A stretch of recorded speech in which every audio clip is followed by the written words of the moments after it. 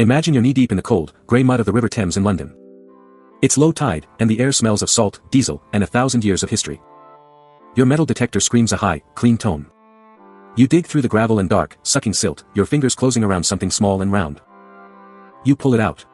It looks like a dull, lead coin, caked in centuries of grime. But it's not a coin. As you rub the mud away, you realize it's too soft, too light. On one side, under the grit, a faint image of a lion emerges. On the other, a weird, torn loop of metal, like it was once clamped onto something. What you're holding is a 400-year-old piece of industrial garbage. A lost tag. An ancient bit of paperwork. But this piece of garbage is a key. It's the direct ancestor of the barcode on your Amazon package, the password to your online bank account, and the secret ingredient that ignited the first truly global economy. How? How did this tiny metal donut, lost to a river 4 centuries ago, quietly build the foundations of our modern world? To figure that out, we have to understand the single most important currency in human history. And it wasn't gold. It wasn't silver. It was trust. Let's rewind the clock. It's the 1600s. You're a merchant in London, sitting in a dark, wood-paneled office. The air is thick with the smell of coal smoke and cinnamon. You need to buy cloth.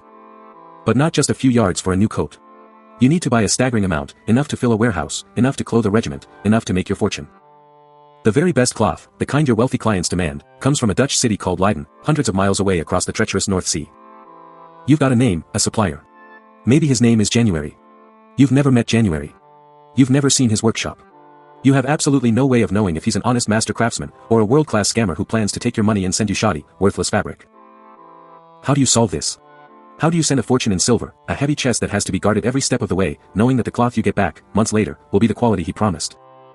Today, we swim in an ocean of trust systems. We have ironclad contracts, international commercial law, credit card chargebacks, online reviews, escrow services. Back then, you had Jan's word. And a merchant's promise, you knew, could easily dissolve into vapor over hundreds of miles of pirate-infested seas and muddy, bandit-haunted roads. The journey alone was a nightmare. A storm in the channel could sink the whole shipment. Pirates from Dunkirk could seize it. Even if it landed safely, the cart carrying it to London could get stuck in the mud for weeks, or be held up by highwaymen. For centuries, this simple problem, the problem of distance, was a dragon that devoured trust. And because of it, economies stayed small, local, and slow. To build a global economy, to build the world we live in now, someone had to figure out how to kill that dragon. And they did it. Not with a sword, but with this. This humble, unassuming piece of lead. This is a cloth seal. And its power came from a simple, genius idea. It wasn't a merchant's personal promise, it was a city's sacred, legally binding vow. From roughly 1500 to 1800, literally millions of these lead discs traveled with every bale of high-quality cloth that crossed a border. They were the essential paperwork of the textile trade. They came from the great textile hubs of Europe, the wool centers of Leiden and Haarlem in the Netherlands, Norwich and Leeds in England, and linen centers across Flanders. Here's how the system worked, and it was a masterpiece of institutional trust. A weaver, after weeks of hard labor, would finish a massive bolt of wool broadcloth. But he couldn't just roll it up and sell it. His first stop was the city's Guildhall, a towering brick building at the center of town. There, in a cavernous inspection hall, a man called a sworn searcher was waiting. This wasn't just some employee. This was a city official who had taken a public, holy oath to be impartial and incorruptible. His personal reputation and the reputation of his entire city were on the line with every inspection. With a mallet in one hand and a measuring rod in the other, he would unroll the bolt of cloth onto a long table and begin the rigorous examination. He checked it against the city's legally enforced standards, standards that were famous across the continent. Is it exactly 1 yard wide? Is the thread count per inch correct for this grade? Has it been properly fulled, a process of washing and beating the wool to shrink and thicken it, sheared to a uniform smoothness, and pressed to give it a fine finish? If it passed every single test, and only if, the searcher would perform a kind of ceremony. He'd take a small strip of lead, fold it over the edge of the fabric, insert it into a heavy set of iron pliers engraved with the city's official dies, and with a grunt of effort, he would crimp it shut. Crimp. That single, forceful action pressed the city's coat of arms, like Leiden's famous lion, into one side of the lead, and often the inspector's own personal mark and the year into the other. Now, that cloth had a passport. A certificate of authenticity.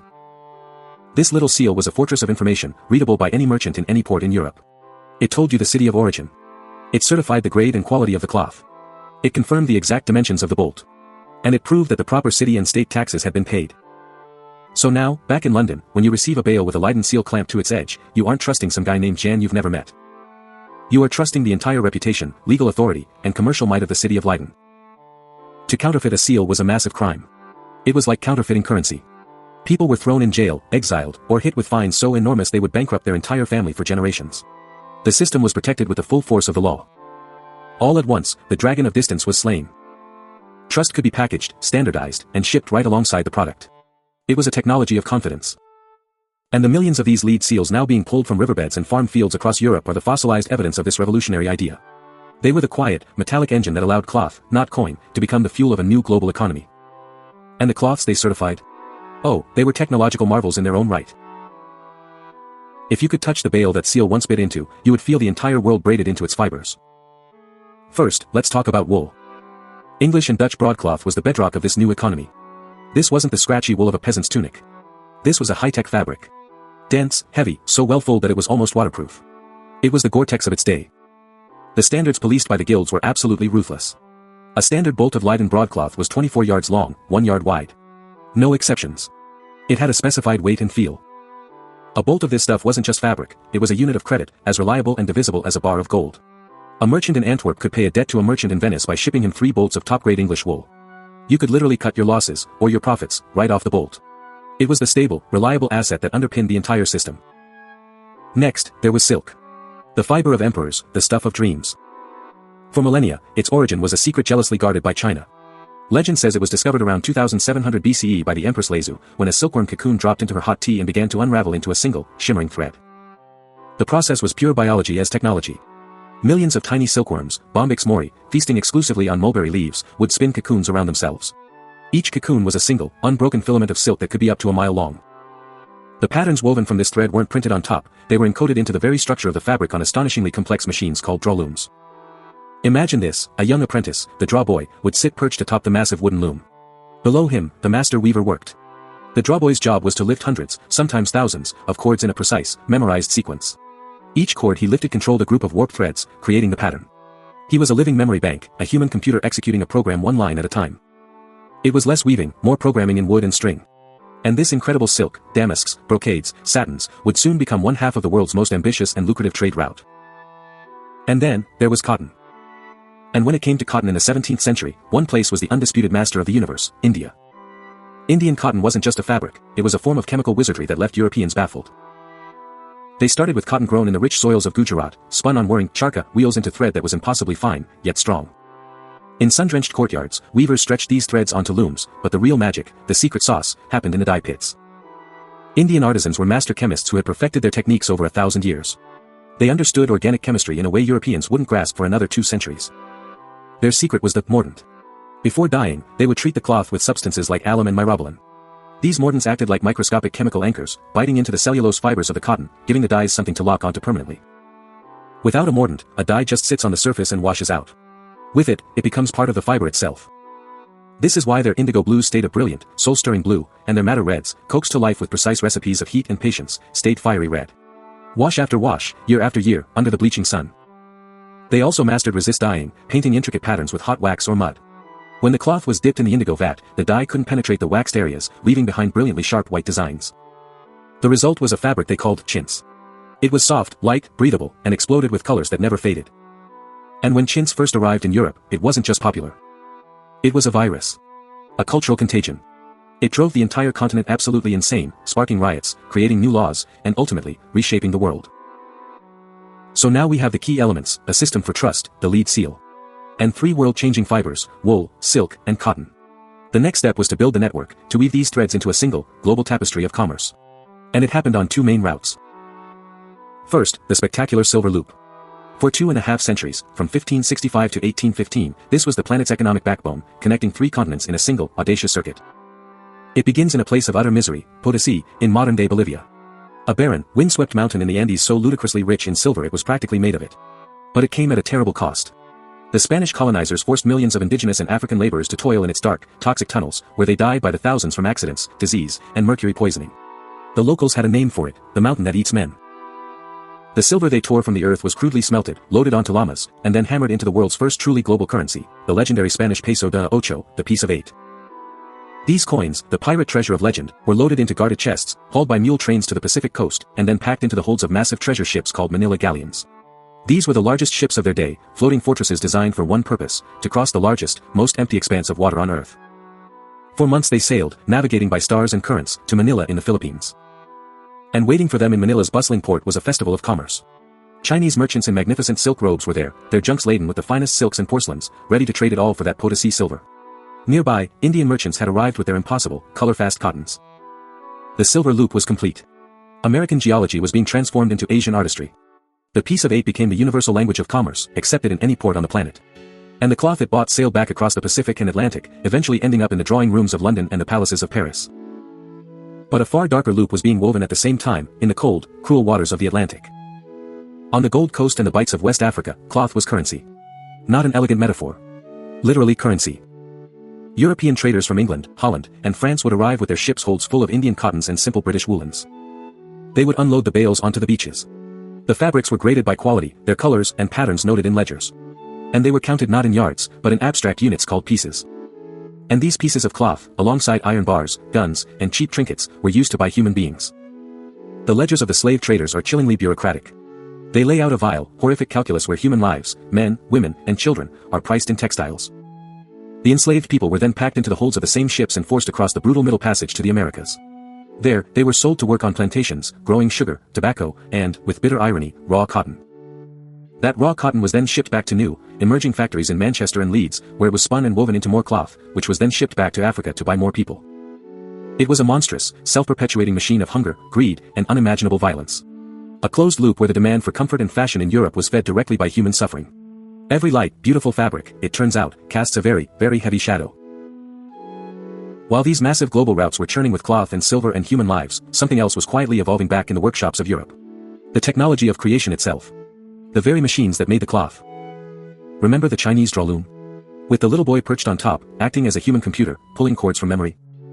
It was a brilliant system that created stunning fabrics, but it was slow, expensive, and fundamentally limited by human memory and error. The question that haunted weavers for centuries was, what if you could automate the memory? What if you could translate a complex pattern into a set of instructions a machine could read on its own, without a human in the loop? In 1804, a struggling French weaver and inventor named Joseph-Marie Jacquard finally cracked the code.